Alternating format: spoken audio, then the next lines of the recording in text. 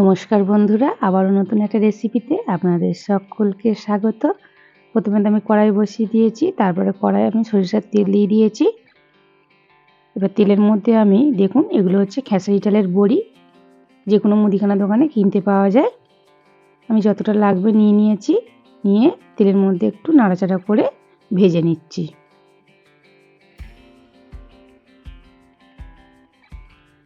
তো দেখুন বন্ধুরা, বড়িগুলো উল্টে পাল্টে একটু লাল লাল করে ভেজে নিয়েছি। বড়িগুলো ভাজা হয়ে গেছে, এবার আমি তুলে নেব।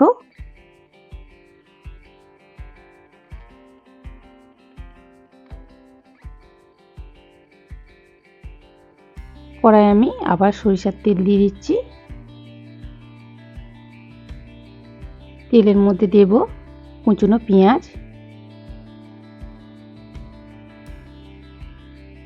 পেঁয়াজটা একটু নাড়াচাড়া করে নেব। আমি লাল করে কিন্তু ভাজবো না, শুধু তেলের মধ্যে একটু পেঁয়াজটা নাড়াচাড়া করে নিয়েছি। তারপর দেখুন বন্ধুরা, আমি কিছু সবজি নিয়েছি, যেমন এখানে আলু নিয়েছি, ছোটো ছোটো করে কেটে নিয়েছি, শিম, বেগুন আর পেঁয়াজকলি। এই সবজিগুলো আমি একসাথেই দিয়ে দেব। দিয়ে এবারে ভালো করে একটু নাড়াচাড়া করে উল্টে পাল্টে ভাজা করে নেব।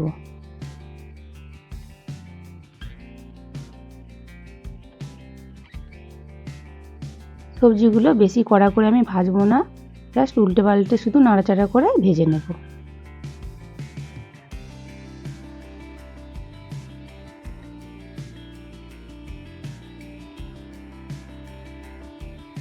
তো বন্ধুরা, আজকের রেসিপিটা যদি ভালো লাগে লাইক শেয়ার কমেন্ট অবশ্যই করবেন, বন্ধুদের সঙ্গে শেয়ার করবেন, চ্যানেলটিকে সাবস্ক্রাইব করে পাশে থাকবেন। যেসব বন্ধুরা সাবস্ক্রাইব করে আমার পাশে আছেন অনেক অনেক ধন্যবাদ, আর যেসব বন্ধুরা সাবস্ক্রাইব করেননি প্লিজ সাবস্ক্রাইব করে দেবেন। যদি কোনো নতুন বন্ধু রেসিপিটা দেখে থাকেন অবশ্যই একটা লাইক দেবেন, সাবস্ক্রাইব করে পাশে থাকবেন। তারপর দেখুন বন্ধুরা, স্বাদ মতো লবণ দিয়ে দিয়েছি, হলুদ গুঁড়ো দিয়েছি, আর একটু ঝাল লঙ্কার গুঁড়ো দিচ্ছি। দিয়ে আমি খুব ভালো করে কিন্তু সবজির সাথে মিশিয়ে নেব।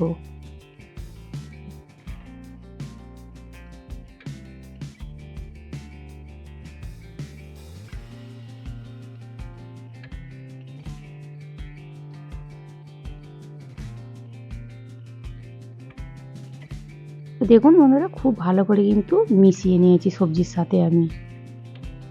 এবারে আমি দিয়ে দেব পিরিম শাক। পিরিম শাকগুলো আমি কেটে খুব ভালো করে কিন্তু ধুয়ে নিয়েছি। পিরিম শাকগুলো আমি দিয়ে দিচ্ছি এবারে সবজির মধ্যে। প্রথমে অল্প দিয়েছি, দিয়ে একটু ভালো করে নাড়াচাড়া করে নিচ্ছি।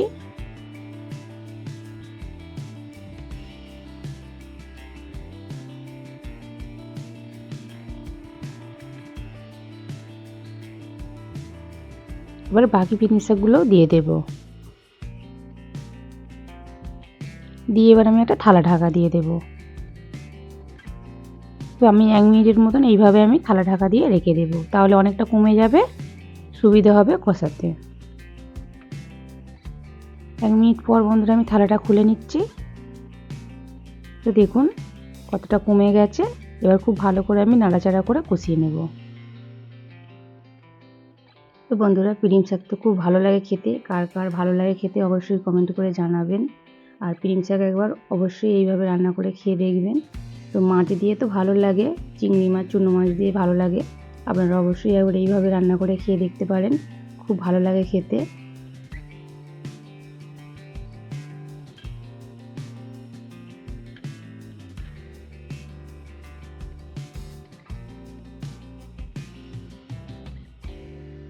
তো দেখুন বন্ধুরা, খুব ভালো করে কষিয়ে নিয়েছি, তারপর আমি অল্প করে জল দিয়ে দিচ্ছি।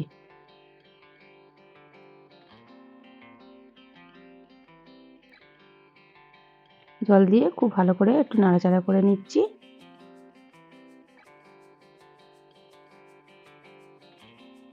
এবারে দিয়ে দেব ভেজে রাখা বড়ি।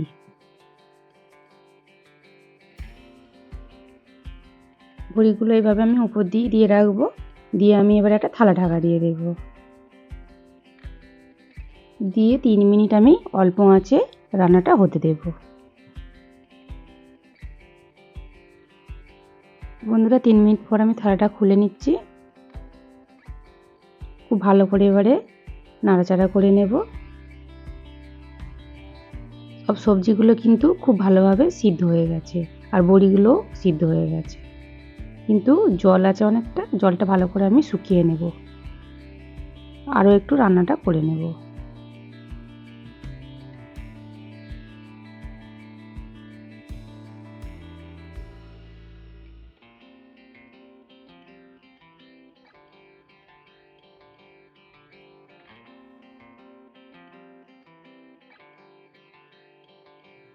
তো দেখুন বন্ধুরা, উল্টে পাল্টে খুব ভালো করে কিন্তু জলটা একদম পুরো শুকিয়ে নিয়েছি, আর কয়েকটা সবজি ঘেঁটে দিয়েছি।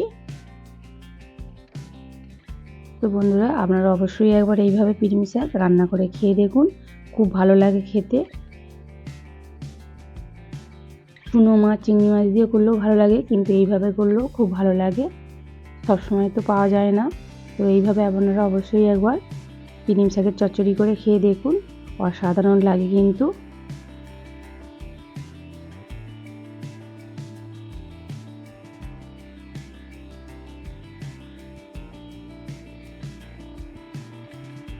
তো বন্ধুরা, পিরমিশ শাকের চচ্চড়ি তো হয়ে গেছে, দেখুন কত সুন্দর দেখতে লাগছে। গরম ভাতে কিন্তু খুব ভালো লাগে খেতে।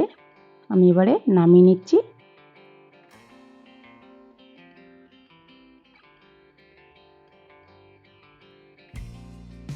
দেখুন বন্ধুরা, কত সুন্দর দেখতে লাগছে। তো বন্ধুরা, দেখা হচ্ছে নতুন একটা রেসিপি নিয়ে। ততক্ষণ ভালো থাকুন, সুস্থ থাকুন, সাবধানে থাকুন।